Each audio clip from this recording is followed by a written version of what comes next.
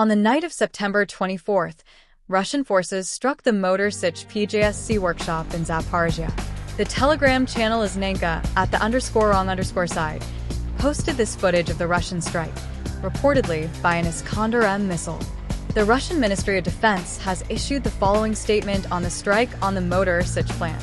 Operational tactical aviation, unmanned aerial vehicles, and missile troops and artillery of the Russian groups of forces delivered strikes at a defense industry enterprise of Ukraine, which produced and serviced gas turbine engines for AFU combat aircraft, as well as the power facilities that ensured their operation, infrastructure of a military airfield, 2 UAV production workshops, and 1 UAV assembly point, 1 fuel depot, as well as engaged AFU manpower and hardware clusters in 149 areas. The latest strike has doomed any residual hopes that the IAF may have nursed of sustaining long-term operations by its An-32 transport aircraft fleet. Russia has repeatedly and justifiably struck the Motor Sich plant in Zaporizhzhia because it's a strategic asset of the Ukrainian armed forces.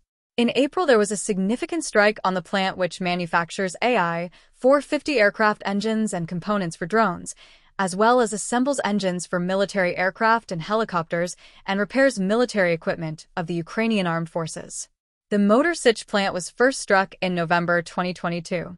The Russian Ministry of Defense stated that a high-precision attack launched by Russian aerospace forces at Motor Sich defense industrial entity resulted in the destruction of the workshop tasked to assemble engines for Ukrainian Air Force's aircraft.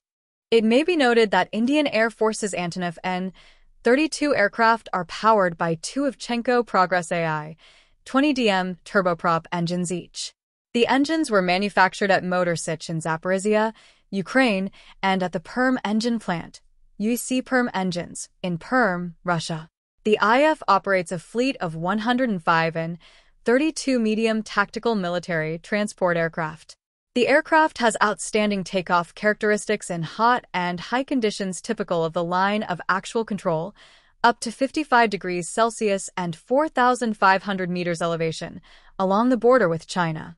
The spares for the Ivchenko Progress AI-20DM engines used by the IAF are provided by Ukraine's Spetstechno Expertise, ST.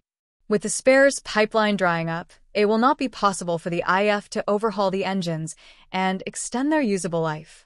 Bloomberg reported in August that India and Ukraine are discussing manufacturing aircraft and aero engines in India.